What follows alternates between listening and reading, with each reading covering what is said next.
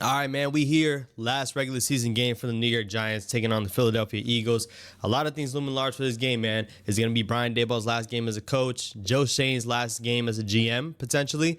Or are both these guys going to be back next year? Is one going to be fired and one kept? We're going to be talking about these things in this video, man. The 100th season for the New York Giants being a franchise, and it couldn't be even bigger than this, honestly. The Giants are currently sitting with the number 4 overall pick. There's a lot of things that can change if they win this game, if they lose this game.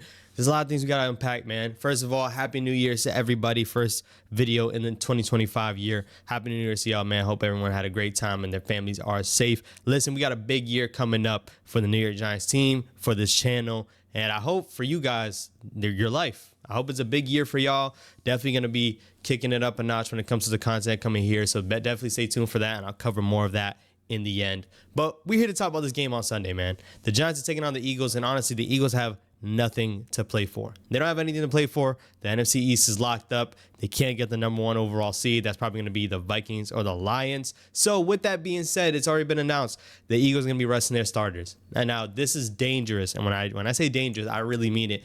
This is dangerous for this New York Giants team when it relates to the NFL draft. Now, the people in that locker room, Malik Neighbors and the whole crew, they're going to be trying to win on Sunday. Of course they are.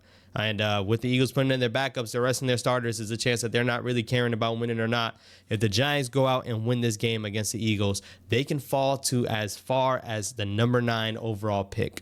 And that would be crazy. In 2 weeks ago, we were talking about landing at number 1, drafting a quarterback, having this franchise set up, and now drafting at potentially number 9. That would set us back dramatically, and in Giants fashion, that's just what they're gonna do. This has happened year in and year out. It's been a yearly cycle of this, and most likely, man, I wouldn't be shocked if the Giants win this game. I wouldn't be. If you're asking me, I know some people were hype that the Giants won. They didn't lose 11 straight. Listen, now we're potentially going to be in a position where we can fall to number 9. And then the same people are probably going to be complaining that we don't have a quarterback or this team looks crazy next year. Like, winning meaningless games sucks, especially considering when you're putting yourselves out of a position to go and draft your quarterback. So with this game coming on Sunday, man, they are resting guys like Jalen Hurts, probably their starting receivers, probably important DBs on the other side. Saquon Barkley is the biggest name in this matchup. He could have broke the record for Eric Dickerson, and he's not going to play. And I don't think it's his call. I think it's the coach's call, but obviously the smart decision. Why would you throw out your running back against a New York Giants team and potentially get hurt? It's not worth it, regardless of the record or not. And I think he could probably break the record in one half. But hey, that's not my team. That's not my player. Overall, he's going to be resting. And once again, this Giants team, I didn't expect them to win a single game for the rest of the season a couple weeks back. They beat the Colts last week. Who knows what this weekend brings? Really, who knows? I hope Vic Fangio is still going to be coaching his tail off. I hope Nick Sirianni still wants to stick it to us. But we've already known that the Eagles kind of screwed us another way. A couple years back when we couldn't have made the playoffs, they rested their starters and tried to see what they had in other quarterbacks. So you could see them say, hey, we're not going to win this game. Let the Giants take it, fall to number 9. And, they're not going to get a Shedeur Sanders or Cam Ward on this team next year, which there's a lot of quarterbacks to start talking about now. For the Jackson Dart fans, I'm making a video on him shortly in these next couple of weeks. We got a lot of quarterbacks to unpack because, listen, I think this team is going to draft a quarterback. But if we fall to 9, it kind of gets even weirder. Are you going to see a Milroe? Are you going to see a Jackson Dart? Are you going to see other quarterbacks, honestly? We'll see. But overall, man, once again, this Giants team this Sunday, please don't do it, man. If you're asking me, if you're asking the Juke, hey, man, what do you want to see on Sunday? I want us to go ahead and lose a close game. Hopefully Neighbors has a great game. And overall, the Giants lose. Let the other teams like the Browns, the Titans, and the Patriots go win, man. Go win. Let the Giants lose, and they'll take that number 1 spot back. I don't know if that'll happen, and I doubt it'll happen because they're resting some players too. But overall, man, let the Giants climb. Don't let them fall. Please, don't let them fall in the NFL draft. And a lot of things are going to be set in place, man. The next day after this last game, man, is Brian Daboll going to be gone? I'm definitely going to be opening probably a little poll in the community tab. Make sure you stay tuned for the community tab because we're always posting content over there. Brian Daboll's probably going to be gone on that Monday, but that's when we're going to find out, man. A lot of things are going to be set in place after Sunday, including our draft pick. So this Sunday looms large, man. It really does. It really does loom large, man. Make sure you stay in tune for the game that's coming up this Sunday once again.